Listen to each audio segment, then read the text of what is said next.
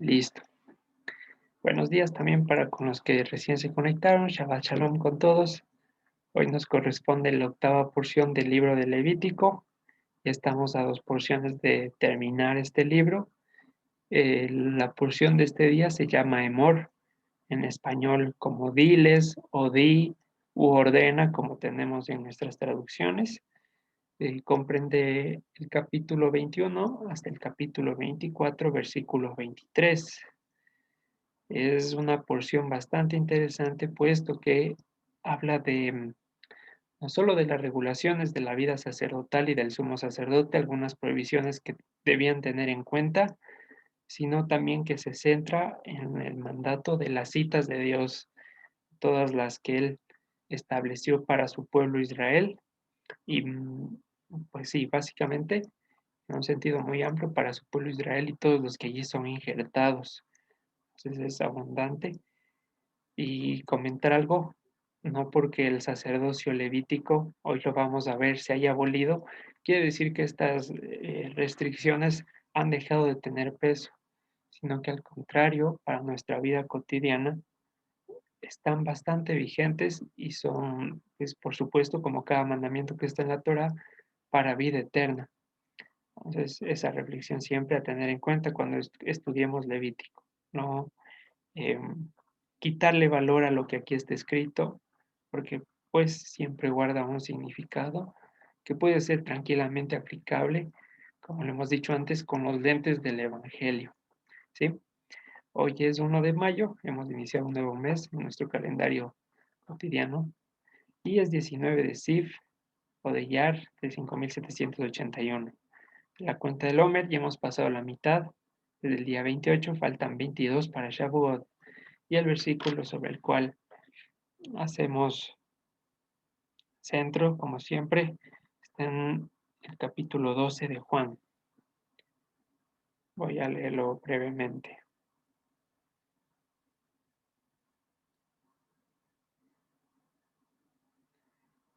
Menciona lo siguiente. De cierto les digo que si el grano de trigo no cae en la tierra y muere, queda solo, pero si muere, lleva mucho fruto. Eso vamos a retenerlo hasta el final para poner todos los detalles. Bien, esto es que vimos la semana anterior, nos centramos bastante en Yom Kippurim, las regulaciones del sacerdote, el procedimiento del sacrificio, qué debía tener en cuenta, qué debía hacer, cómo se preparaban los sacrificios. De allí vimos que habían dos, y pues hicimos una pequeña acotación entre reconciliación y expiación, notando que la reconciliación absorbe a la expiación y también devuelve a la relación con Dios del estado original, y ese era el trasfondo o el sentido profético de esta cita. No el perdón de los pecados y en sí, porque pues lo veíamos ya, habíamos sido perdonados en Pesaj, sino la restauración total de nuestra existencia con Dios, el volver a ser uno con Él y estar en su estado, en completa santidad. Este sacrificio ya nos presentaba bocetos del Mesías, tanto desde el lado sacerdotal como del lado de sacrificio con los animales, todo el proceso sangriento que debió atravesar. eh, Recordemos que había dos machos cabríos, uno que era sacrificado y otro que era enviado lejos, fuera a una tierra violenta o de juicio. Entonces, el sacerdote, para iniciar este procedimiento, debía despojarse de sus vestiduras majestuosas y debía entrar con unas vestiduras de lino.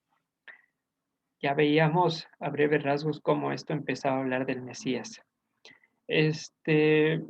Yom Kippurim se centraba básicamente en tres aristas de los defectos humanos: las impurezas, los pecados y las rebeliones.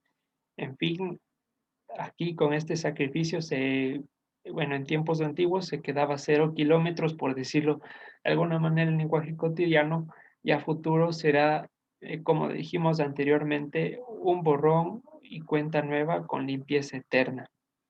ya no habrá ni el menor deseo de pecado, mucho peor las rebeliones que hablábamos que era sumatoria de iniquidades y las impurezas que son en algunos casos procesos naturales biológicos del organismo. Entonces, todo eso, hasta los pecados por error, por omisión, porque no me di cuenta, porque se me salió, porque respiré de más, exagerando en este caso, van a ser eliminados de nuestro pensamiento. Algo muy interesante mencionaba la escritura que mientras el sumo sacerdote esté haciendo la reconciliación, no debía estar nadie más en la santidad. Y pues esto nos evocaba como era necesario y Yeshua no podía pues recibir ningún tipo de ayuda y él mismo lo dice, si yo quisiera podría llamar a 10 legiones de ángeles, pero es necesario que esto sea solo. Hacíamos también un poco de hincapié en el propósito del ayuno, que no es un procedimiento para torcerle el brazo a Dios, para conseguir lo que quiero, para ganarme el perdón de Él o cosas por el estilo, sino más bien tenía un sentido de proclamar hacia el futuro de que en algún momento, cuando el Señor decida que sus tiempos ya han sido completos, no necesitaremos ni de agua, ni de comida, ni de sueño, porque la luz de su rostro nos suplantará de todas esas cosas, tal cual Moisés en Monte Sinaí, 40 días no tuvo necesidad de comer, en virtud de que algo, en este caso Dios, estaba llenándole con su presencia absoluta. Y básicamente, puntos rápidos de lo que vimos la semana anterior. Ahora vamos a enfocarnos en la porción que está en el capítulo 21. Vamos a abrir nuestras Biblias, vamos a ir al versículo 1. Levítico 21, capítulo 1, y empieza con las reglas, legislaciones de los sacerdotes, de todo el cuerpo sacerdotal, excepto del sumo sacerdote. Entonces empieza a decir qué se puede, qué no se pueden permitir, cómo deben proceder en los asuntos cotidianos y naturales de parte del pueblo. Vamos a dar lectura. Versículo 1 del capítulo 21 lleva como título Santidad de los sacerdotes. El Señor dijo a Moisés, habla a los sacerdotes hijos de Aarón y diles, de allí viene el nombre de la porción, que no se contaminen por un muerto en sus pueblos. Y de aquí esta contaminación, recordemos que venía de las impurezas. ¿Y qué era el hecho de estar impuro? Es el hecho de estar incompatible con la santidad de Dios, ser aceite y no poder mezclarme con su agua, que es su palabra, por ponerlo así en un ejemplo. Entonces los sacerdotes no podían estar asistiendo a funerales, dice versículo 2, y pone una excepción de la regla, mas por su pariente cercano, por su madre, por su padre, por su hijo, por su hermano, por su hermana virgen, a él cercana, la cual no haya tenido marido, por ella se contaminará, se hará impuro, se hará incompatible. No se hará incompatible, no se contaminará como cualquier hombre del pueblo, como cualquier señor, dice literalmente, y aquí aparece la palabra Baal, y es bueno hacer un punto porque pues siempre hay esa, bueno, no siempre, pero hay esos comentarios de que ya no hay cómo decirle Señor a Dios porque se está invocando a Baal, se está invocando a no sé cuántas deidades, es una ofensa, etcétera, etcétera. Nada que ver. Isaías 65 se refiere a Dios exactamente como Baal y se refiere al hecho de alguien que es dueño de una mujer en el sentido honroso, ¿sí? No tiene nada que ver ni es ofensa que sigamos diciendo Señor en español, está completamente correcto y esas corrientes del pensamiento que buscan satanizar el español y cosas por el estilo, pues como ya hemos dicho antes, hay que llevarlo con cuidado y no caer en la desinformación. Valga la oportunidad para hacer la aclaración, versículo 4. No se contaminará como cualquier hombre de su pueblo, haciéndose impuro o haciéndose o profanándose, dice literalmente. Versículo 5. No harán tonsura es decir, corten su cabeza, ni le raerán la punta, ni raerán la punta de su barba, ni en su carne harán rasguños. Y si se acuerdan, el anterior año veíamos cómo aparentemente no había problema en, en la parte frontal o en la parte trasera, que podría haber calvicie, sino más bien en la parte de los costados y en la parte de las patillas. Y poníamos imágenes de los sacerdotes católicos, cómo se hacen esos cortes extraños, que justamente se rapan estas partes de aquí, se depilan totalmente, y pues era una posibilidad bastante interesante. ¿Y esto a qué evoca? Estos primeros 5 versículos es que toda la imagen que demos, tanto exterior y como no la interior, tiene que identificarnos plenamente con Dios, como un policía lleva su uniforme, como un médico lleva su mandil, y así en las diferentes profesiones. En nuestro caso, nuestra apariencia debe eh, exteriorizar que el nombre de Dios esté invocado sobre nosotros. Así, cuando hay una emergencia, podamos ser fácilmente identificables y podamos prestar el oportuno socorro. En palabras resumidas, ya podemos decirlo aquí, toda vuestra manera de vivir sea santa, ¿ya? Versículo 6, y aquí empieza y da el motivo, ¿por qué? Santos serán a su Dios, no profanarán el nombre de su Dios, porque las ofrendas encendidas para el Señor y el pan de su Dios ofrecen, por tanto serán santos. Y es un versículo bastante interesante. Empieza diciendo la promesa que hablábamos la anterior semana. Serán santos, no tanto, decíamos en el sentido de serán santos y ustedes verán cómo lo hacen, sino que aparte de que Dios está dando los medios para llegar a esa santidad, pues decíamos que Él se iba a encargar de que eso sea una realidad en nuestra vida. Bien, ahora va el segundo punto, dice, no profanarán el nombre de su Dios. Y el anterior año explicábamos esto de qué es profanar con una imagen con las imágenes que tienen allá abajo, para que nos acordemos siempre. La palabra profanar viene de una palabra hebrea cuyo significado es el siguiente: hacer huecos, perforar, descompletar y romper la unidad, ¿sí? Es precisamente la palabra halal, ya. Entonces, imaginémonos que el nombre de Dios, así a modo ilustrativo, este queso, ¿no? Está completo, salvo por ahí por algunos huequitos, pero imaginémonos que está completamente lleno. Cuando empezamos a romper las reglas de la santidad, los mandamientos, sus promesas, empezamos a modificarlas a nuestro gusto, empieza a ocasionarse esos huecos como se ven a la derecha y empieza a descompletarse la unidad. Y producto de ese perforamiento, empezamos a sentir que decimos que Dios se ha alejado porque se ha creado un vacío, pero no es que Dios se ha alejado, es que producto de mi desobediencia he perforado o he puesto distanciamiento con Dios, yo, Él no, y empiezo a notar claramente en mi vida cómo esos vacíos se traducen en tristeza, en enojo, en ansiedad, etcétera, etcétera. Y mientras más huecos se van haciendo, producto del pecado, producto de empezar a vivir la vida como queremos, más empezamos a sentir ese deterioramiento mental y espiritual. Entonces, lo óptimo, y cuando Dios nos toma de nuevo, rellena todos estos vacíos, rehaciendo un corazón de nuevo, y pues lo pone así.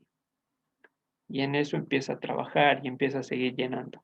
¿Ok? Entonces, para que nos imaginemos que es profanar, nos dice que no profanemos el nombre de Dios. Otro ejemplo, están las 4 letras del nombre, YHWH, y empezamos a borrarle palito de la H, empezamos a quitarle un palito de la Y, empezamos a querer quitar la esencia de su nombre, restándole los mandamientos. Entonces ya no es y de pronto. Ahora es I, y así se van transformando las letras y terminamos creyendo en otro Dios, ¿ya? Entonces, el sentido de esto es que seamos santos en primer lugar. Segundo y principal, que no descompletemos la unidad que hay en Dios.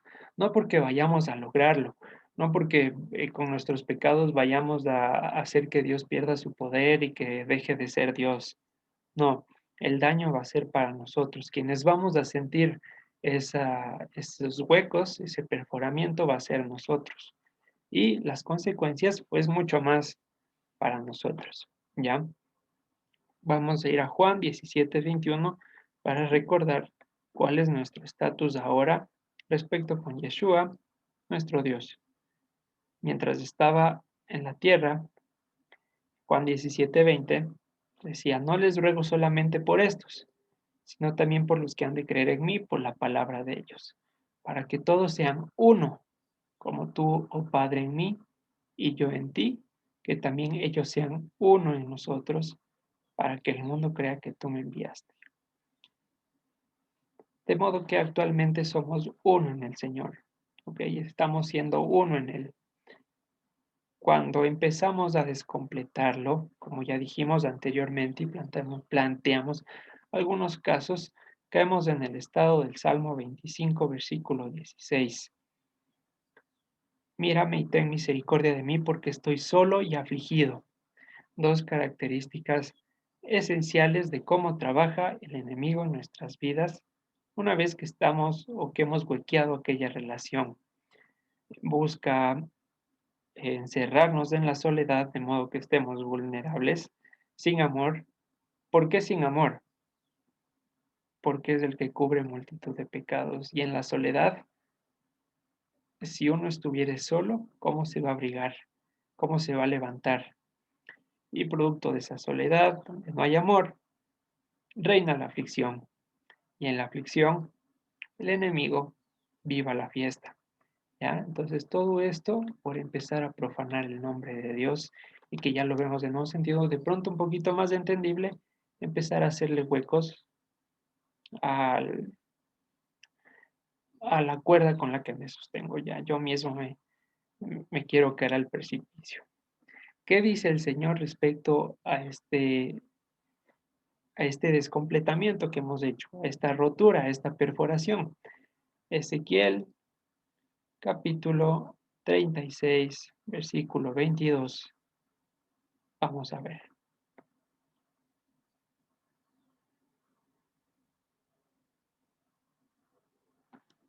Por tanto, di a la casa de Israel, así ha dicho el Señor, no lo hago por ustedes, casa de Israel, sino por causa de mi santo nombre,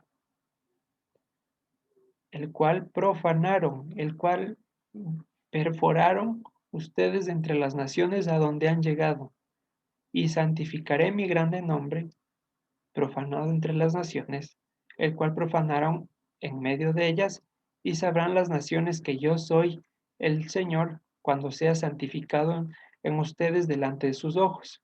Y aquí explica cómo va a restaurar su nombre profanado. Y esto es importante que lo entendamos. Y yo les tomaré de las naciones y les recogeré de todas las tierras y les traeré a su país, a su tierra. Esparciré sobre ustedes agua limpia y serán limpiados de todas sus inmundicias y todos sus ídolos. Les limpiaré, les daré corazón nuevo, pondré espíritu nuevo dentro de ustedes y quitaré de su carne el corazón de piedra y les daré un corazón de carne. Y pondré dentro de ustedes mi espíritu y haré que anden en mis estatutos, guarden mis procedimientos y los vigilen. Habitarán en la tierra que di a sus padres y ustedes me serán por pueblo y yo seré a ustedes por Dios. Entonces, profanar el nombre tiene que ver con la ausencia de su pueblo Israel lejos de su presencia. Vemos cómo se conecta la idea. Empieza diciendo, ustedes profanaron mi nombre a donde fueron enviados. Pero yo lo voy a restaurar no por ustedes, sino por amor de mí mismo. ¿Cómo lo voy a hacer? Voy a traerlos de vuelta. ¿Por qué? Por el versículo de arriba. porque somos parte de su cuerpo. Y Dios no puede estar exhibiendo un cuerpo lacerado y no puede presentarse con ese cuerpo en la tierra, porque pues qué imagen daría de sí mismo, ¿no? En el supuesto consentido. Entonces, al ser nosotros injertados en su cuerpo, siendo Él nuestra cabeza, reconoce que estamos en un estatus, como veíamos hace dos porciones, de hijos ensangrentados y perforados. Pero por amor a su nombre, va a restaurarnos, va a llevarnos de vuelta a nuestro país, va a limpiarnos con agua, va a poner un corazón nuevo y va a cumplir su promesa. Nosotros le seremos por pueblo y Él nos será a nosotros por Dios. Pero a veces cuando leemos que lo hace por amor a su nombre, no lo vinculamos con nosotros, pero parte de su nombre. Por ejemplo, cuando dice eh, el Señor de los ejércitos, el Señor de los ejércitos, esa palabra ejércitos involucra a su pueblo y es parte de su nombre. No pueden estar separados, coexisten, ¿sí? ¿Y esto a dónde nos lleva? A una frase muy importante que le hemos oído y que es peligrosa si le dejamos medias. Dios nos ama tal y como somos. Nos toma en el estado en el que estemos. Perdón, voy a silenciar el micrófono. Ya, listo. Ahí sí. Dios nos ama tal y como somos, decía, nos toma en el estado en el que estamos, de la manera en que llegamos como hijos pródigos, todo un relajo, y nos toma así. Pero por amor de su nombre, no va a dejarnos de esa manera. Nos va a transformar, va a recompletarnos, va a llenar esos huecos, ¿sí? Entonces, esta frase es peligrosa porque llena de consuelo al mundo y en virtud de ese falso consuelo, la gente se queda en ese estado. Es que Dios me ama como soy y no tengo por qué cambiar. Yo sé que Dios me ama y con eso es suficiente. Pero no, si nos ama, también nos va a corregir. De modo que siempre que estemos diciendo esta frase, decirla completa. Dios nos ama tal y como soy, desde luego que sí, pero su objetivo no es dejarme en ese estado. Recordemos la anterior clase. El objetivo de Dios no es permanecer intercediendo por nosotros por toda la eternidad, sino que seamos completamente su pueblo. ¿Ya? Y una vez que tenemos ese nuevo corazón de carne, recordemos también que en el anterior estudio veíamos que se nos fue entregado el ministerio de la reconciliación.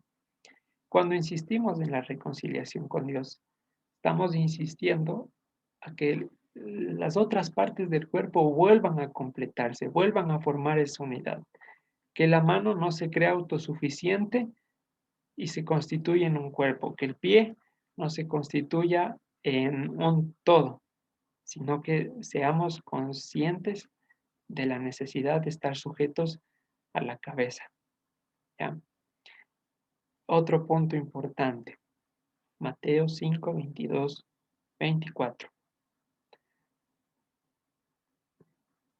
Habla de que cualquiera que se enoje con su hermano ya es culpable de homicidio y cualquiera que le diga incluso necio a su hermano será culpable ante el concilio y cualquiera que le diga fato quedará expuesto al infierno del fuego. ¿Por qué es tan grave? Estamos, si le decimos a un hermano, a una persona que es forma parte de la unidad con Dios, que es parte de su cuerpo, estamos diciendo vacío o necio, estamos negando la existencia de Dios en su vida. Estamos diciéndole, tú no estás conectado con el Padre, tú no formas parte de su unidad, de esa unidad. Y de allí que viene la gravedad de esto, porque aparentemente eh, de pronto hay palabras más fuertes que necio. Y sin embargo, el Señor no les da tal relevancia. Sin embargo, menciona que el que le diga fatuo a un hermano, que le diga vacío, está expuesto al infierno. Proverbios 29-22 menciona que el hombre iracundo comete multitud de pecados. Justamente es la ira la manifestación de que no podemos hacer nuestra voluntad, que las cosas no van como nosotros queremos, y producto de que no van como nosotros queremos, pensamos que el resto está en un estado de incompetencia y caemos en llamarle necio o vacío. Y no puede ser así, porque estamos negando que somos parte del cuerpo de Cristo, ¿ya? Por un lado. Por otro, también en esto de profanar, hay que tener cuidado de cristianizar, entre comillas, las cosas del mundo, que no por añadir la palabra cristiano antes del evento, ya es santo, ya se santifica. Carnaval cristiano, Navidad cristiana, eh, colada morada cristiana, cosas por el estilo, ¿no? Y es lo que mucho tiempo hizo Roma con multitud de fiestas a fin de juntar pueblos y poder gobernarlos. No, eso es llenar los huecos de la profanación con más huecos, es hacer más profundo el hueco, aunque aparentemente diera ilusión de que está cumpliendo el propósito de restaurar algo, lo único que está haciendo es perforando más la relación con Dios al tomar ídolos de afuera como parte de la santidad única de nuestro Señor y Dios, ¿ya? Entonces, ampliando un poquito el sentido de la profanación, volvemos al Levítico 21, versículo 6. Menciona algo importante al final de todo, voy a volver a leer. Santos serán a su Dios, no profanarán el nombre de su Dios, porque las ofrendas encendidas para el Señor y el pan de su Dios ofrecen. Por tanto serán santos. Ya. Y aquí hagamos una pausa. Ya hemos hablado mucho de esta palabra Kodesh, que no se está refiriendo a, a la santidad como adjetivo, sino está hablando de la santidad como alguien, como un ente. Y aquí precisamente habla de esto, serán Kodesh, y es la promesa de que seremos parte de Dios. Kodesh se llamaban a todos los utensilios que formaban parte del templo. Los panes, la mesa, la menorá, las velas del altar, el incienso, por supuesto el arca con todos sus elementos, formaban parte de la santidad de Dios eh, en la esencia. Eran Dios, era la representación de Dios aquí en la tierra. Y ahora está diciendo esto a los sacerdotes y en este caso a nosotros, en sentido profético. Serán Kodesh. Y esto se asemeja, no se asemeja, está apuntando al versículo de que presentemos nuestros cuerpos como sacrificios vivos, agradables, porque ahora formamos o estamos en sintonía con esa santidad de Dios, somos sus representantes aquí en la tierra. ¿Listo? Somos su gloria, su parte visible, la sal, la luz. No podemos estar ofreciendo, ya vamos a ver qué no podemos estar ofreciendo. Vamos a seguir leyendo, pero lo que quiero hacer énfasis al final del versículo 6, que no está diciendo simplemente serán santos, está diciendo serán de Dios, serán propiedad de Él, se dejarán de ser de los designios de este mundo y empezarán a ser propiedad de Él, aún a los sacerdotes. Y luego esto se amplió a nivel macro, ¿ya? Versículo 7 pone las legislaciones para la pareja de los sacerdotes. Con mujer ramera o infame no se casarán, ni con mujer repudiada de su marido, porque el sacerdote es santo a su Dios. Aquí se aparece santo. Le santificarás, por tanto, pues el pan de tu Dios ofrece. Santo será para ti, porque santo soy yo, el Señor, que le santifico. Y la hija del sacerdote, si comenzare a fornicar, a su padre deshonra, a su padre profana. Nuevamente aparece la palabra profanar. Quemada será el fuego. ¿Ya? Y este versículo 9 nos habla del gobierno que debe tener alguien que proclama la palabra primero en su propio hogar. el buen testimonio. Y hablábamos al principio de Éxodo que los hijos criados en el temor del Señor son como saetas, manos del valiente, que dan razón o dan defensa cuando el hombre malo acecha la puerta. ¿Sí? Entonces, es importante lo que nos va diciendo hasta aquí. Avanzamos. Desde el versículo 10, ya, empieza con las legislaciones para el sumo sacerdote.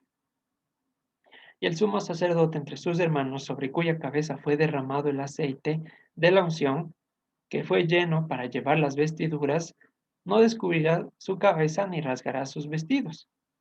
Ya era mandamiento que el sumo sacerdote no rasgue sus vestidos. En Mateo 26-25 nos habla cómo Caifás, el, entre comillas, sumo sacerdote del momento, y digo entre comillas porque ya sabemos que no estaba siguiendo la consanguinidad de los hijos de Aarón, rasgó sus vestiduras. Entonces es muy posible que haya estado con las vestiduras de Dios en ese momento. ¿Qué nos está dando a entender esto? Algo ya muy obvio, que no era un sumo sacerdote competente. ¿Ya? Versículo 11 nos menciona, ni entrará donde hay alguna persona muerta. Aquí sí es más estricto, ni por su madre ni por su padre. Nada, no se va a contaminar. Versículo 12, ni saldrá del santuario. Y esto es importante para nosotros.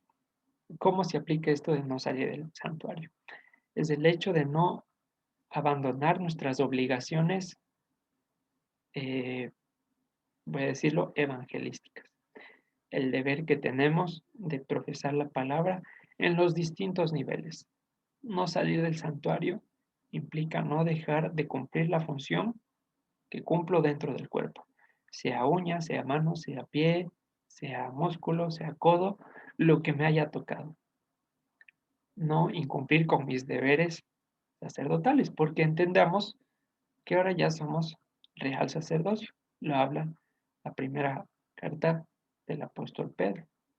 Entonces no podemos salir del santuario. Ahora, si nosotros mismos somos del templo del Espíritu, somos del santuario, ¿cómo vamos a salir de nosotros mismos?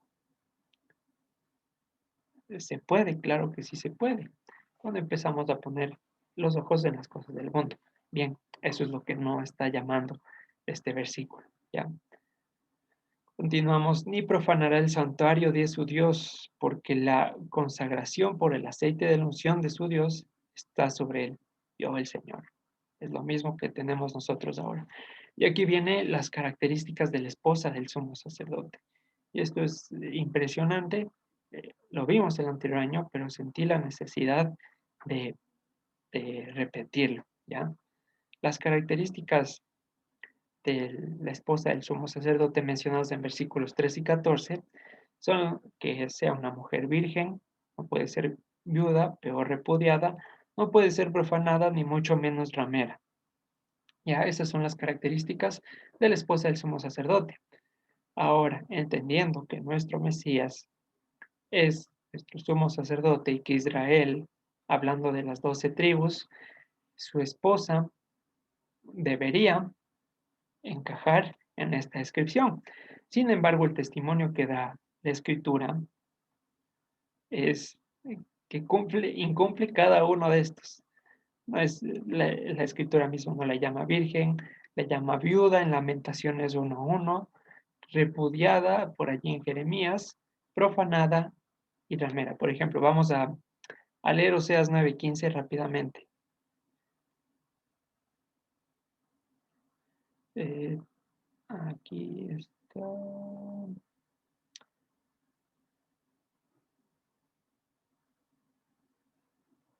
Ah, esta es, dice, toda la maldad de ellos fue en Gilgal. Está hablando de la casa del norte. Allí pues les tomé aversión por la perversidad de sus obras, los echaré. Esta palabra garash, parecida al español, habla del repudio, de cuando un esposo da la carta de despido a una mujer. Dice, los divorciaré de mi casa, no los amaré más, todos sus príncipes son desleales. ¿ya? Y así en los diferentes versículos que pueden constatarlo en su casa. Entonces, ¿cómo nos podía tomar de nuevo Yeshua si es que Israel hacía más bien o hacíamos méritos para no ser tomados? Y Romanos 7, 1 al 3, Deuteronomio 24, menciona que en cuanto es- la mujer esté con otro marido, no puede casarse de nuevo, que no se puede volver a tomar a una mujer repudiada. Entonces allí vemos la necesidad de que el Mesías muera. Romanos dice, la ley esté vigente en tanto que el marido vive. Israel estaba casada con el pecado y repudiada por el Señor. Murió el Señor y en el transcurso mató al pecado, de modo que quedamos completamente libres para ser retomados. Y 2 Corintios 11:2, el apóstol Pablo justamente menciona esa figura. Les celo con celo de Dios porque les he desposado con un único marido para presentarlos como una virgen pura. Y en Efesios 5:27 narra nuestras nuevas características como esposas, como esposa, que es espectacular, a fin de presentársela a sí mismo.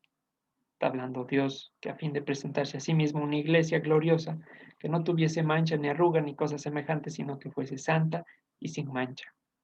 Ese es nuestro estatus, como virgen pura, listos para o preparándonos en pos del regreso del novio.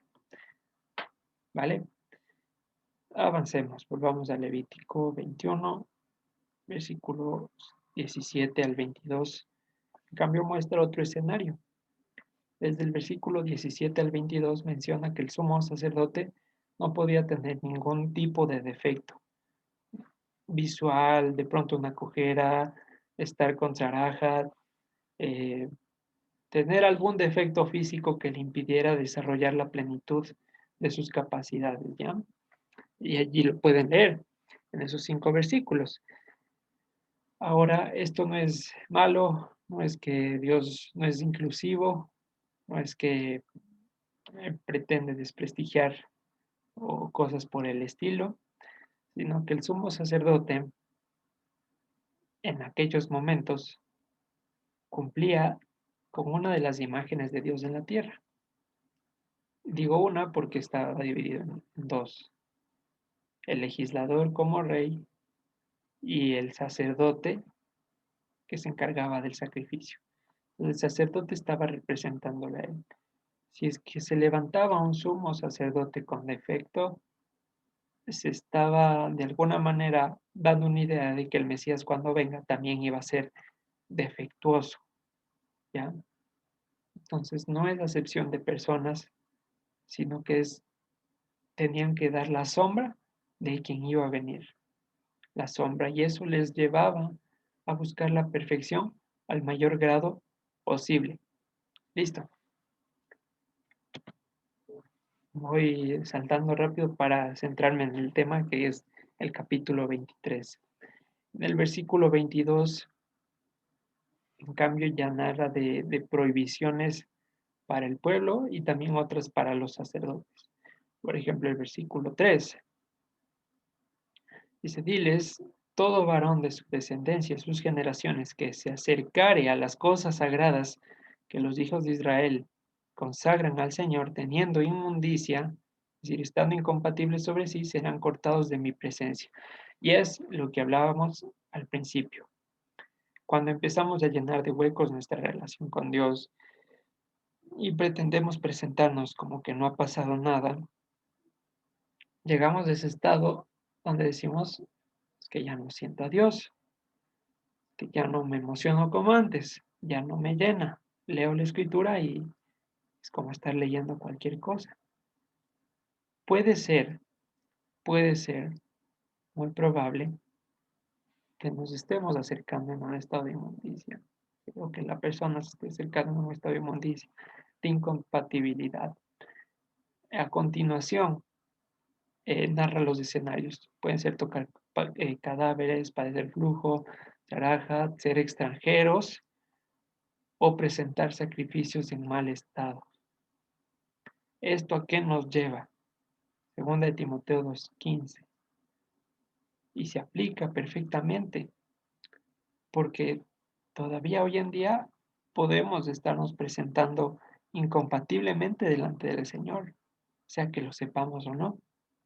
Y por eso el apóstol Pablo le dice a Timoteo: procura con diligencia presentarte como obrero sin mancha que no tiene nada de qué avergonzarse, nada de qué avergonzarse delante del Señor. ¿Sí? Y vamos a leer Malaquías 1, versículos 7 al 8. Porque aquí también menciona que no se presenten sacrificios que tengan la pierna rota, que de pronto estén ciegos, que estén cortados, ni tampoco que sean algo importante, una condición importante, es que no sean animales que hayan pertenecido a extranjeros, porque están llenos de su corrupción, dice la Escritura. ¿Sí? ¿Cómo lo entendemos esto? Bueno, leamos primero Malaquías 1, 7 al 8. Desde el 6, por favor. Voy a leerlo en la versión Biblia de Jerusalén, porque me pareció un poco más fácil. Malaquías 1:6, el hijo honra a su padre, el siervo a su señor. Pues si yo soy padre, ¿dónde está mi honra? Y si soy señor, ¿dónde mi temor? Dice el Señor de los ejércitos, a ustedes sacerdotes que menosprecian mi nombre. Ustedes dicen, ¿en qué hemos menospreciado tu nombre? Presentando en mi altar pan impuro. Y dicen ahora, ¿en qué te hemos manchado? Pensando que la mesa del Señor es despreciable. Y cuando presentan para el sacrificio una res ciega, no está mal. Y cuando presentan una coja o enferma, no está mal. Anda, ofrécela a tu gobernador. ¿Se te pondrá contento o te acogerá con agrado? Dice el Señor de los ejércitos.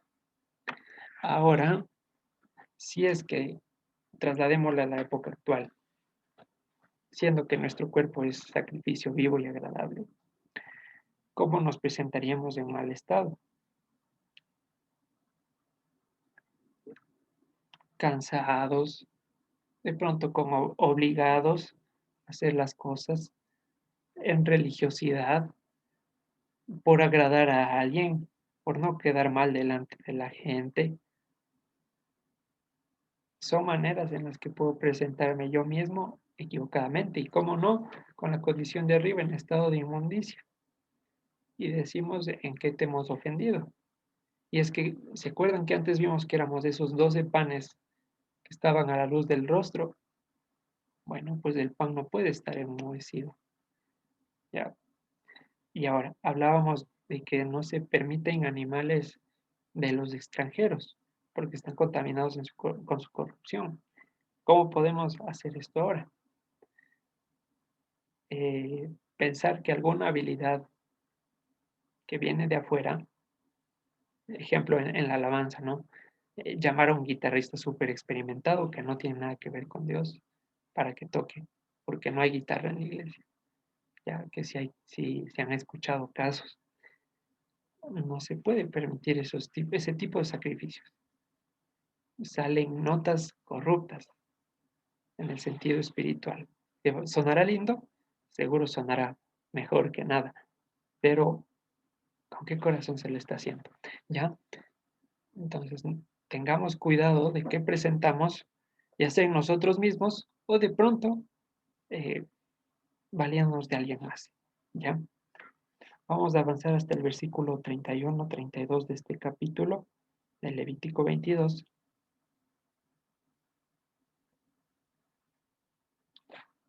Dice lo siguiente: guarden mis mandamientos y cúmplanlos, yo el Señor. No profanen mi santo nombre para que yo sea santificado en medio de los hijos de Israel. Yo el Señor que los santifico, que les saqué de la tierra de Egipto para ser su Dios. Yo, el Señor.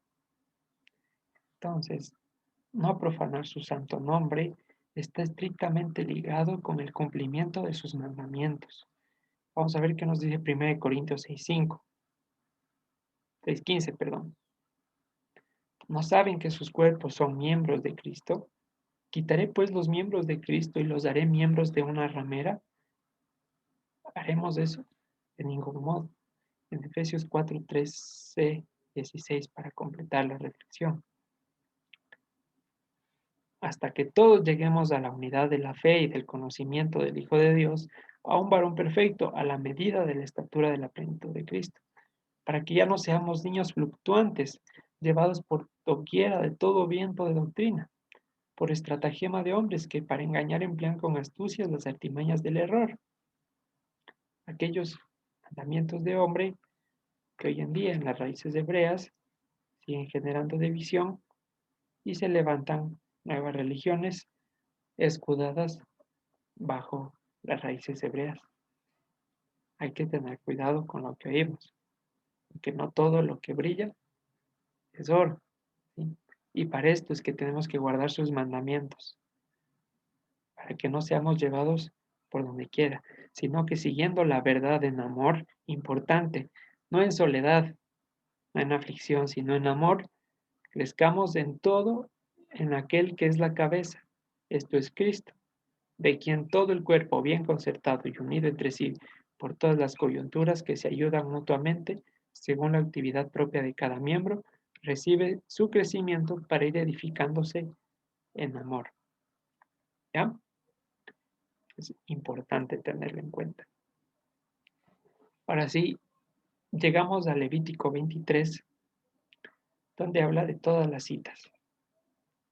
Después de regular la santidad en el pueblo, qué sacrificios deben presentar, cómo no entrar al santuario, qué pasa si una mujer ha tenido un hijo, qué pasa si una persona ha tenido alguna plaga, eh, cuándo el sumo sacerdote va a poder entrar a la santidad, después de que el sacerdote ha sido eh, consagrado, después de que ha indicado la dieta al pueblo, cómo comer, cómo comportarse aún debajo de las sábanas en las relaciones interpersonales, después de dar todas las legislaciones para los sacerdotes y al sumo sacerdote, después de todo eso, de establecer un sistema muy correcto de santidad, llegan las citas de Dios y es lo que pasa en nuestra vida, de algún modo, por decirlo de alguna manera, después de superar esos términos y condiciones de los anteriores capítulos, no digo como que como mérito propio, sino que después de que Dios nos habla, nos da a entender que hay un camino de santidad que vimos hace una porción, que porque aunque fuéramos muy necios, no nos apartaremos porque Él mismo irá con nosotros. Dice, esta es la manera que vas a tener encontrarte conmigo. Después de regular todo el terreno, después de establecer bien los linderos, ¿ya? Para que no hagan lo que quieran, para que no hagamos lo que queramos, ahí sí viene el momento de encontrarse con Él. Levítico capítulo 23. Leo el versículo 1 y 2 y luego empiezo a hacer algunos apuntes. Habló el Señor a Moisés, habla a los hijos de Israel y diles, las fiestas solemnes del Señor, las cuales proclamarán como santas convocaciones, serán estas. Ya. Entonces empezamos haciendo alguna nota importante. ¿Y por qué es importante? No porque yo quiera molestarles, sino que la palabra no tiene la necesidad de cambiar las palabras, porque es perfecta tal cual en su literalidad. ¿Ya? Entonces empezamos por la palabra fiestas. Ya lo explicamos anteriormente, pero vale recordarlo. La palabra fiestas es traducida de la palabra moed, que significa cita, las citas de Dios. ¿Qué indican estas citas de Dios? A través de estas citas de Dios no aparece la palabra solemne y eso no le quita valor. Las citas de Dios son las sazones del tiempo, lo que va a regular el desarrollo de los sucesos en la historia del mundo, en esta dimensión donde transcurre el tiempo. Y estas citas son independientes del espacio. Porque el Señor dijo, por ejemplo, Pesach, no la volveré a tomar esta copa hasta que estemos en el reino de mi Padre en los cielos. ¿Ya? Entonces no tienen que ver con el lugar. Y también en otro lugar dice, donde quiera que habites se van a celebrar. ¿Ya? Luego les dice las cuales llamarán o proclamarán como santas convocaciones. Y el mismo problema con la palabra Kodesh. No son santas en sí, sino son santas por aquel quien las convoca. Literalmente, dice, las cuales llamarán llamamientos de Dios. Entonces vemos sinónimos, ¿no? Las citas de Dios son llamamientos de Dios. Y en segunda de Timoteo 1, versículo 9, viera que Él nos llamó con llamamiento santo, ¿ya? En la Reina Valera simplemente dice serán estas. Sin embargo, la Biblia de Jerusalén, más acertadamente, pone estas son mis citas, ¿ya? Estas son mías. No son inventos culturales tradicionales, no son invenciones del pueblo judío, no están registradas a ninguna cultura. Son invitaciones hechas a quienes han sido partícipes, hechos partícipes de un proceso de santidad. No es juntarse a escuchar una prédica, no es poner alabanza, es el encuentro personal que cada uno tiene con Dios, empezando por el Shabbat. Es el entendimiento de que Dios nos está llamando y nos vamos a presentar delante de Él. Y así en todas ellas. Su objetivo, ser iluminados. ¿Ya? Ahora, para ver si están despiertos, voy a llamarles por el nombre, según me salga aquí el orden, y me van a ir diciendo las citas, ¿ya? En orden de aparición. Después del Shabbat, ¿cuál sigue? Después de esa, ¿cuál sigue? ¿Cuál sigue? ¿Cuál sigue? ¿Ya?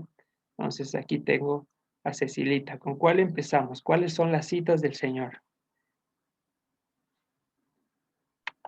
Amén. Una, solo una.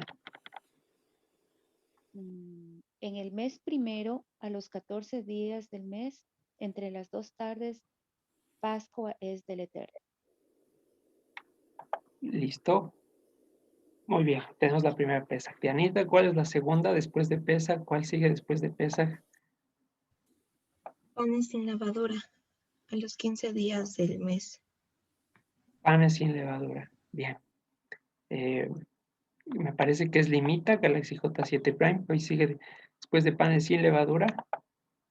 Si no sé, no hay problema.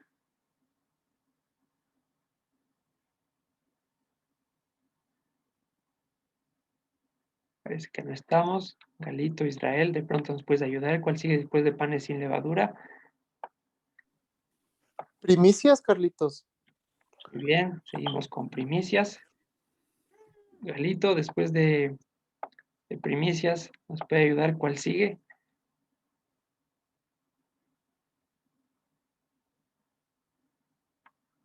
Nos dirigimos a Shavuot. Muy bien. Jenicita, ¿cuál sigue después de Shavuot?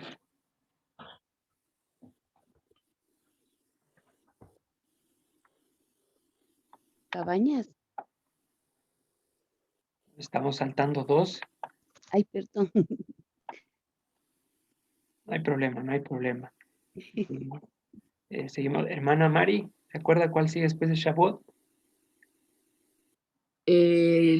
Trompetas. Muy bien. Sandrita, ¿cuál sigue después de trompetas o Yom Teruah? Expiación. La fiesta de expiación. Muy bien. Susi, ¿cuál sigue después de Yom Kippurim?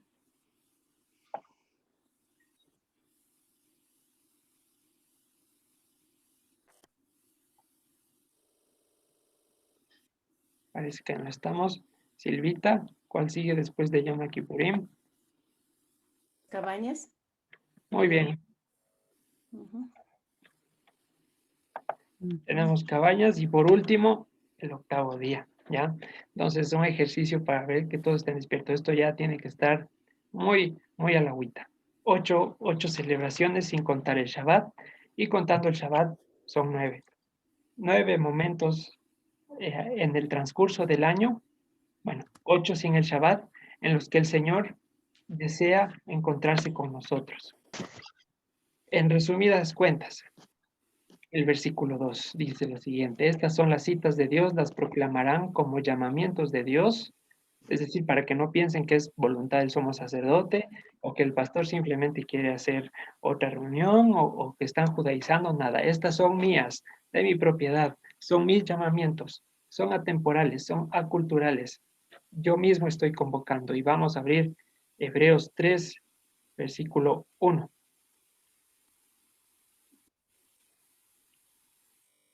Dice lo siguiente: por tanto, hermanos santos, participantes del llamamiento celestial. ¿Cuál es el llamamiento celestial? ¿Con cuál empezamos? Con Pesaj. Considerar al apóstol y sumo sacerdote de nuestra profesión, Cristo Jesús. Empezamos con Pesaj, el llamamiento celestial con el cual fuimos distinguidos del mundo. Ahora, estos llamamientos tienen dos características. Romanos 11:29 nos dice que es irrevocable. O sea, que una vez que entremos en el proceso de Pesaj, ya no podemos salirnos. Es lo que hemos dicho en anteriores ocasiones, Hebreos 12, que terrible cosa es caer en manos del Dios vivo. ¿Por qué es terrible? Porque cuando la rebeldía se ensaña de la carne y quiere volver a Egipto, el mar no se abre por nada del mundo. Y el Señor empieza a apretar con muchísimo amor a fin de que entendamos que no podemos huir ya, son irrevocables. Y de modo que, por supuesto, la salvación no se pierde. Ahora, eso nos otorga una responsabilidad. Ser parte de estos llamamientos nos otorga una responsabilidad. Romanos 11:29 dice exactamente: irrevocables son los dones y el llamamiento de Dios. El llamamiento con el que pasamos a ser parte de su pueblo. ¿Ya? Decimos que nos otorga una responsabilidad. Efesios 4:1.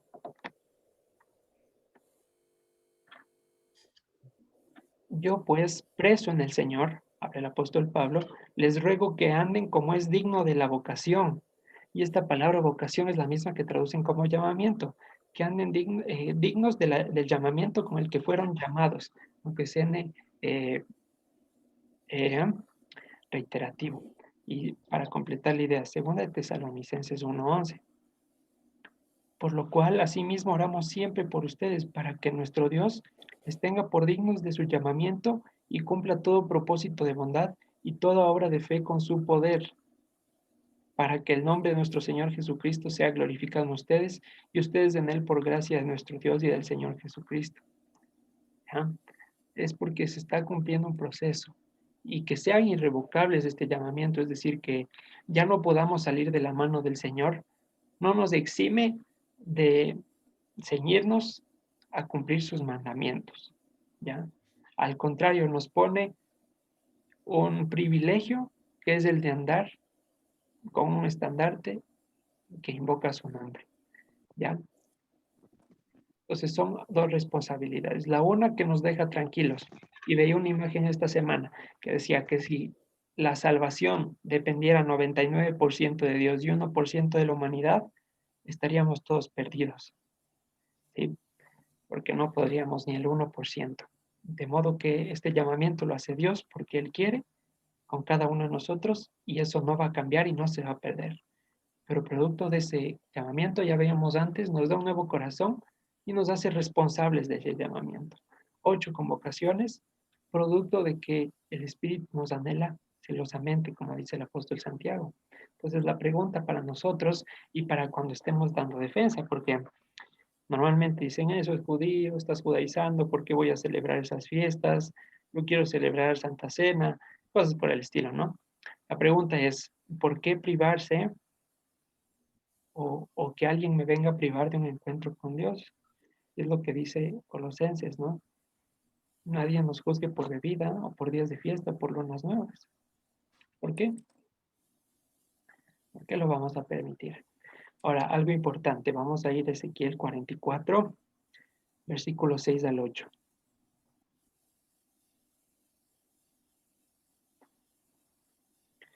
Dice lo siguiente: y dirás a los rebeldes, a la casa de Israel: así ha dicho el Señor, basta ya de todas sus abominaciones, oh casa de Israel.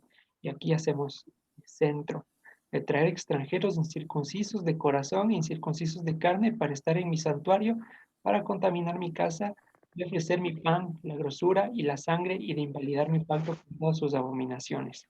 ¿Qué quiero decir con esto? Que las citas de Dios no son atractivos turísticos, es decir, no podemos llevar de improvisado a una persona y decirle: mira, hoy hay un programa especial en la iglesia, ¿quieres ir? Así de la nada, no puede ser. No son tours en la iglesia, no son tours por el pueblo de Israel. no es para ver qué tal es. No funciona así. ¿Y por qué?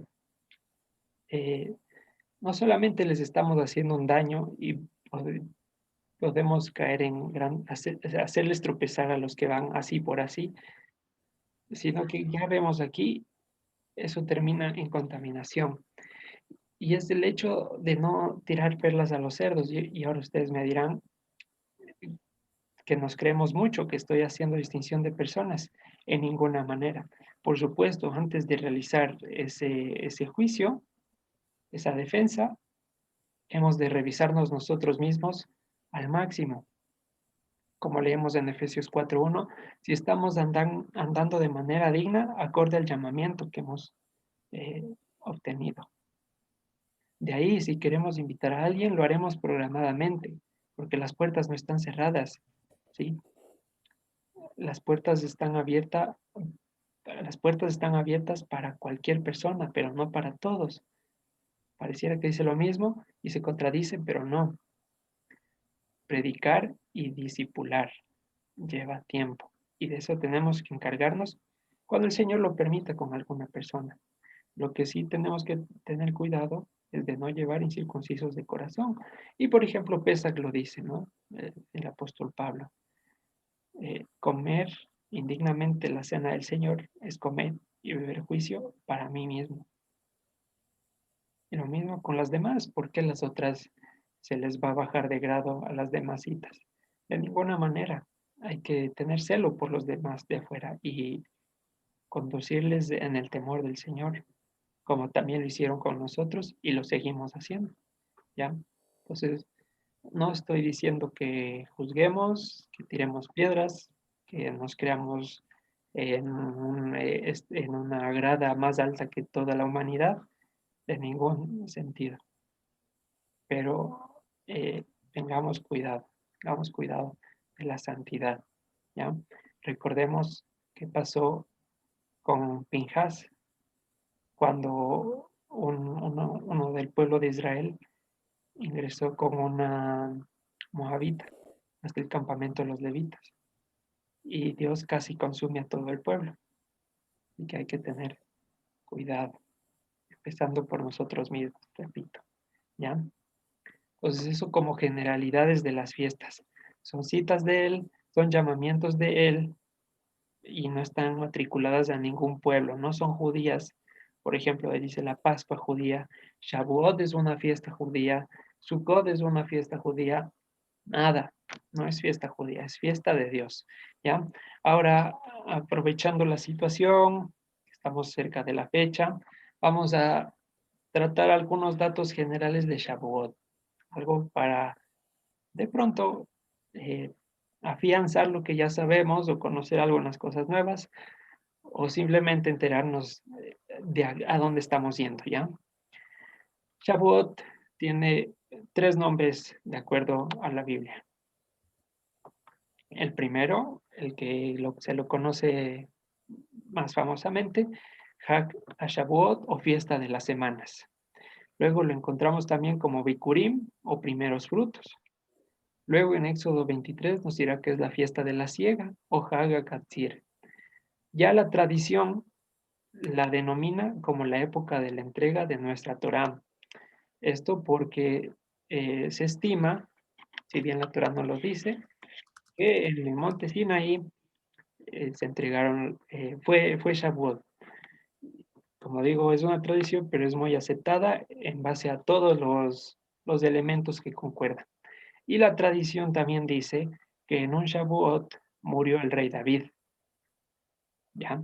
Y precisamente Pedro, cuando da su discurso, hace rememoranza a la tumba del rey David. Dice, varones hermanos, sabemos que David sirvió a nuestros padres y aquí ya se tumba y cumplió su tiempo, ¿ya? Eso por datos generales para empezar.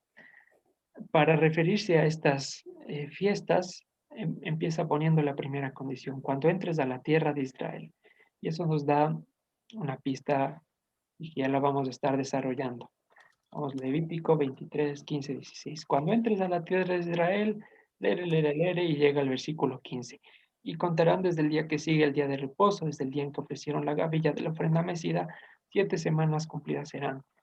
Y ya explicamos en su momento por qué decidimos ajustarnos al Shabbat semanal y no al Shabbat de Pesach, más allá de motivos de hombres, lo hicimos por motivos de testimonio del Señor. Y pues el video está en el canal, no vamos a entrar en esa explicación, simplemente quería traer la memoria. ¿Qué es lo importante de esto? Sí, eh, el Señor manda a contar 50 días y no da una fecha fija, como si en Pesaj, como si en panes sin levadura, como en trompetas, como en Yom Kippurim, como en Sukkot, que dice, esta fiesta va a ser en tal día de tal mes. Cuando se refiere a Shavuot, dice, ustedes van a contar y cuando caiga. ¿Y esto qué tiene que ver? Que sea una fecha movible, es que tenía que ajustarse a la venida del Mesías. Cuando él venía y cuando él murió, esas fechas se tenían que ajustar a él, ¿ya? Es el significado de por qué las fechas son movibles y no tienen una fecha fija como los demás, ¿ya? Ahora, versículo 17 menciona algo muy interesante que ha sido motivo de debate. Dice versículo 17 que traigamos pan leudado. En esta ocasión se hace pan leudado en Shavuot, se presentaba pan leudado. Y la pregunta es, si se viene de sacar la levadura en la fiesta con ese nombre, panes sin levadura, ¿cuál sería el motivo de reingresarle en nuestras vidas o de celebrar en la fiesta posterior casi? ¿Por qué? ¿Qué sentido tiene? Y bueno, ha habido muchas discusiones, muchas posturas, entre las cuales, sin decir que esta es la interpretación definitiva, escuché a un maestro decir lo siguiente y me pareció bastante interesante. Repito, no quiero decir que este es el motivo definitivo, pero conviene tomarlo en cuenta. Este procedimiento de sacar la levadura en la fiesta con ese nombre y ahora reingresarla en Shavuot cuando recibimos su espíritu, ¿a qué nos lleva? Es como un proceso de rehabilitación de un alcohólico. Al principio del tratamiento se basa en la abstención total de líquido, ni de lejos, ni en fotos, ni en revista, y lo mismo pasa con la levadura, ese es el objetivo, sacar la hipocresía, no verla, estar continuamente sacando todos los resquicios del corazón, de modo que quede afuera y que quedemos limpios. Y ahora, cuando el alcohólico termina su rehabilitación, ¿cuál sería el éxito del tratamiento? Que pueda beber alcohol sin emborracharse, que no está mal, por supuesto, ya sabemos. Ahora, ustedes dirán, ¿está diciendo que podemos pecar sin que sea tan grave? No. El hecho de Shavuot es darnos su espíritu para que vivamos en un mundo lleno de levadura, sí, pero ya no contaminados por ella y ya no con el deseo de hacerla parte de nuestra vida.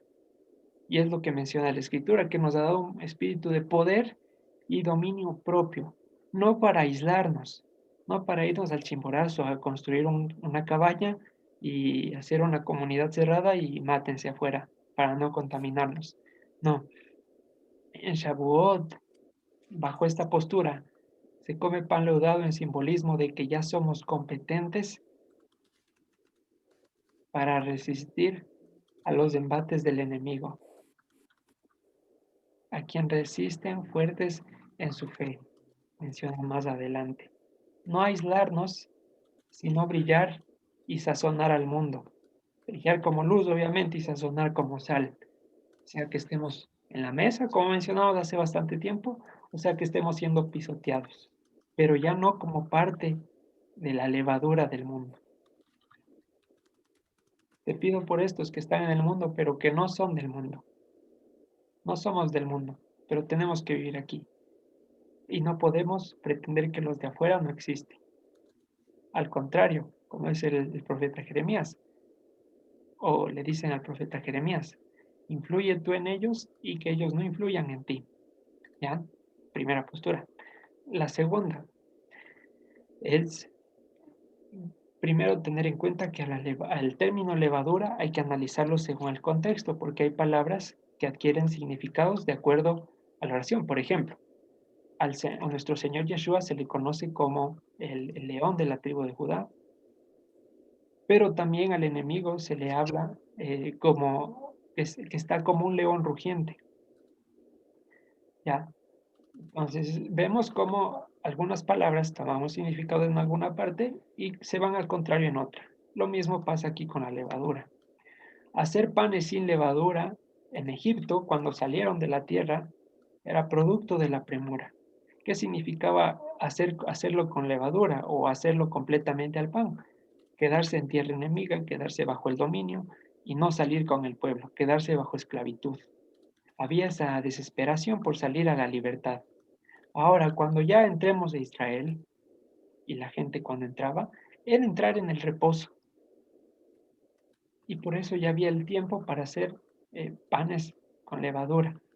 ¿Y qué quería decir panes con levadura en este contexto? No que están introduciendo el pecado en la tierra de Israel, sino que ya habían participado del reposo del Señor, de la tierra que fluye leche y miel. ¿Ya? Entonces, analizar según el contexto. Son buenas posturas que me parecieron tremendamente interesantes, ¿ya? Seguro habrá más y habrá que analizarlas todas. Y bueno, luego el Señor dirá cuál mismo era, o dirá no fue ninguna, como sea. Quería que tengamos esto en cuenta. Ahora, nosotros en nuestro tiempo, en los postreros días, como narra la carta a los Hebreos, eh, imaginemos un momento en que estamos allí.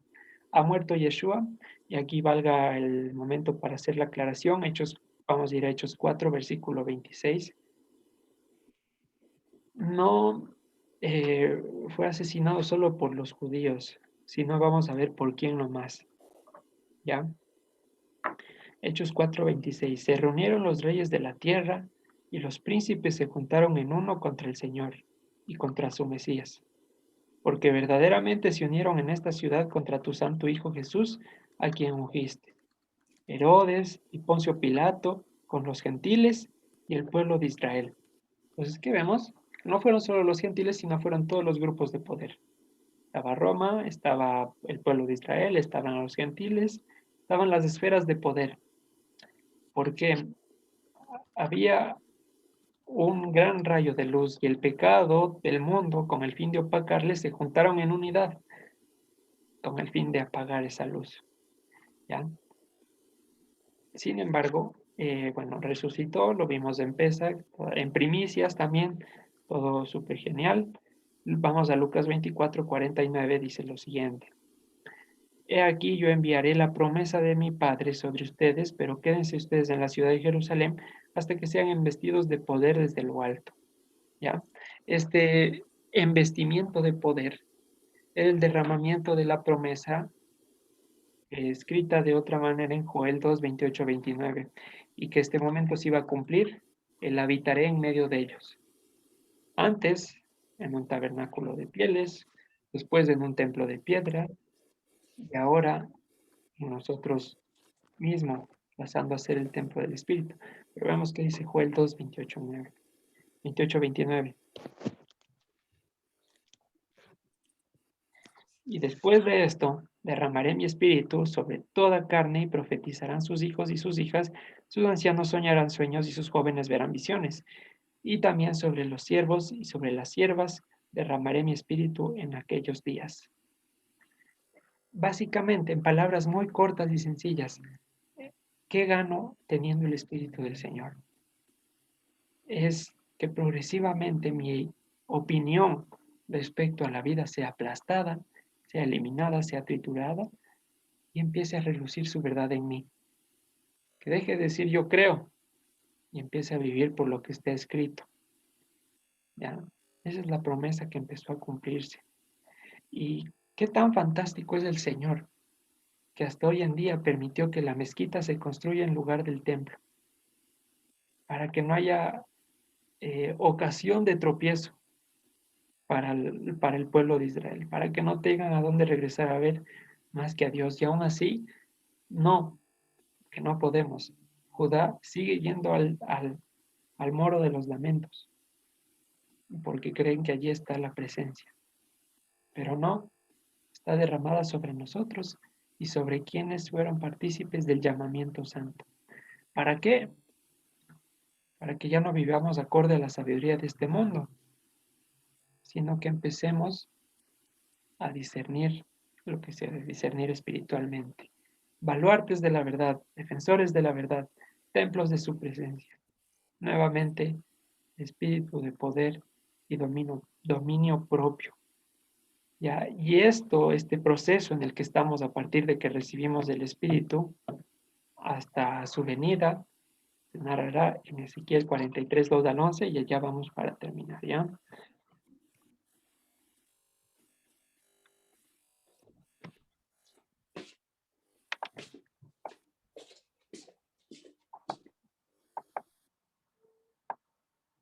Eso es.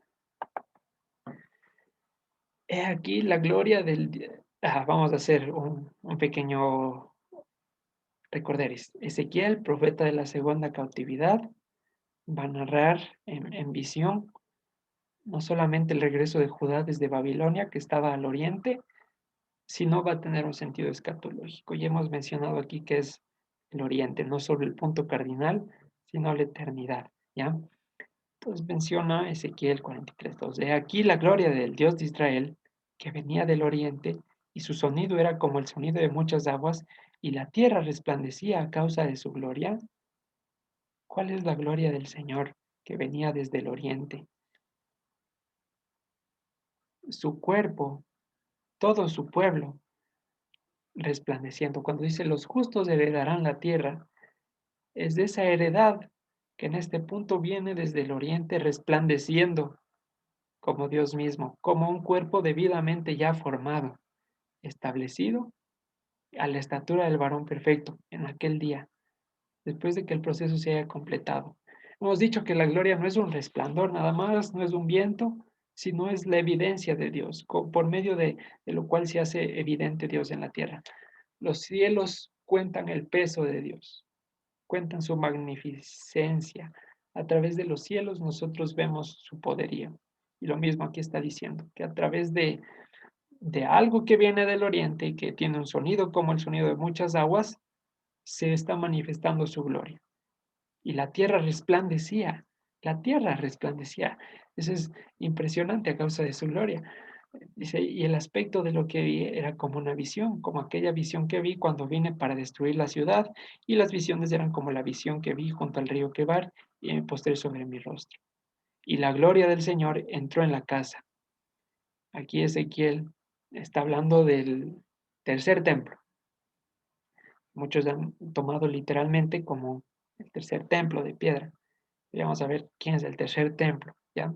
Y la gloria entró en la casa por la vía de la puerta que daba a la eternidad. Y me alzó el espíritu y me llevó al atrio interior, y he aquí que la gloria del Señor llenó la casa. El pueblo entró en sus aposentos.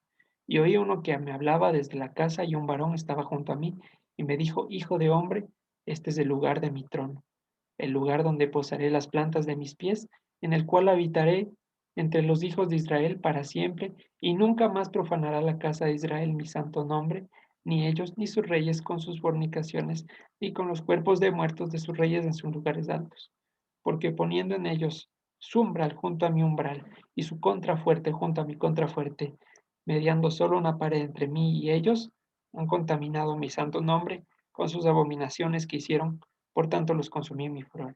Todo lo que vimos antes, ¿no? Ahora arrojarán lejos de mí sus fornicaciones y los cuerpos de sus reyes, y habitaré en medio de ellos para siempre. ¿En medio de quién? De su cuerpo, en medio de su pueblo. Y antes leíamos en 2 Tesalonicenses que nosotros glorificaremos el nombre del Señor y Él nos glorificará a nosotros. ¿Ya? Entonces está refiriendo a esta parte. Tú, hijo de hombre, muestra a la casa de Israel esta casa, y avergüéncese de sus pecados, y miran el diseño de ella. Y esto es importante porque se muéstrales esta casa. ¿Y cuál es la casa que hemos de ver? La casa se refiere a cuando nuestro Señor dijo, he aquí uno mayor que el templo. ¿Sí? Y en Filipenses capítulo 3 nos dice que crezcamos en sabiduría para dimensionar cuál es el ancho, cuál es la altura y cuál es la profundidad de su amor. Y aquí se está refiriendo a esto, que midamos el diseño de esa casa, que veamos todo el esplendor de nuestro Rey cara a cara. Y si se avergonzaren de todo lo que han hecho, hazles de entender el diseño de la casa, su disposición, sus salidas y sus entradas y todas sus formas y todas sus descripciones, todas sus configuraciones y todas sus leyes, y descríbelo delante de sus ojos para que guarden toda su forma y todas sus reglas y las pongan por obra. ¿Cómo vamos a poner por obra si se refiere a solo medidas de longitud? ¿No? Se está refiriendo a la sabiduría del Señor, a lo que entenderemos cuando Él se manifieste y cuando lleguemos finalmente a su casa. ¿Ya? Entonces este Shavuot nos puso el sello del Espíritu para que recibamos la corona de vida por su gracia cuando Él vuelva a manifestarse. Y es a lo que estamos a 22 días de conmemorar, el descenso del Espíritu, de poder, de dominio propio, de su santidad sobre nosotros. Bien, el próximo Shabbat, si Dios permite, vamos a estar hablando de las últimas dos porciones del libro de Levítico, que habla del año sabático, del reposo de la tierra, hasta el final. Y con eso terminamos. Shabbat Shalom. Muchas gracias a los hermanos en Facebook que se conectaron, que estuvieron atentos. No olviden permanecer en las enseñanzas en el transcurso del día. A las 10 hoy acaba el libro de Juan. A las 11 el reprise de la enseñanza del Instituto Bíblico. A las 3 tenemos el Ministerio Infantil y a las 5 por la plataforma Zoom estaremos en el cierre del Shabbat. Sin más que decirles, sigan en la presencia del Señor. Un fuerte abrazo.